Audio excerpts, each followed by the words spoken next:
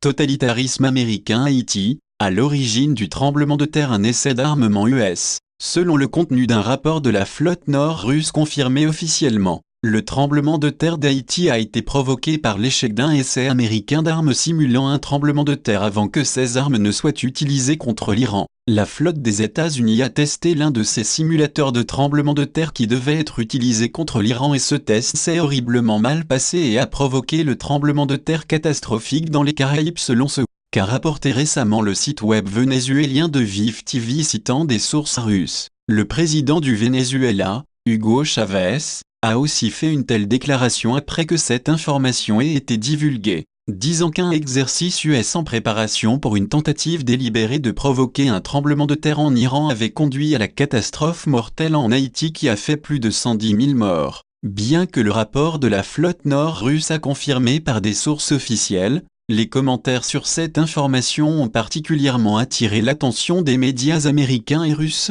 dont Fox News et Russia Today. Russia Today a rapporté que Moscou avait aussi été accusé de posséder et d'avoir utilisé des armes identiques. Selon Vive TV, le rapport russe non confirmé dit que ce mois-ci les US ont effectué un essai identique dans l'océan Pacifique, qui a également provoqué un tremblement de terre de 6,5 dans une zone près de la ville d'Eureka, en Californie. Le tremblement de terre de Californie n'a fait aucun mort ni aucun blessé mais de nombreux bâtiments ont été endommagés. Le site internet d'information vénézuélien a dit que le rapport parlait également de la possibilité que la flotte US pourrait avoir eu une connaissance totale des dégâts que cet essai pouvait causer. Le rapport émet aussi l'hypothèse que sachant cela l'armée US aurait prépositionné le vice-commandant du commandement sud-US, le général P. Kakehan, sur l'île pour qu'il puisse superviser les opérations d'aide si nécessaire. Selon ce rapport, le but ultime de ces essais d'armes simulatrices de tremblements de terre c'est de provoquer toute une série de tremblements de terre mortels en Iran pour renverser l'actuel régime islamique dans le pays.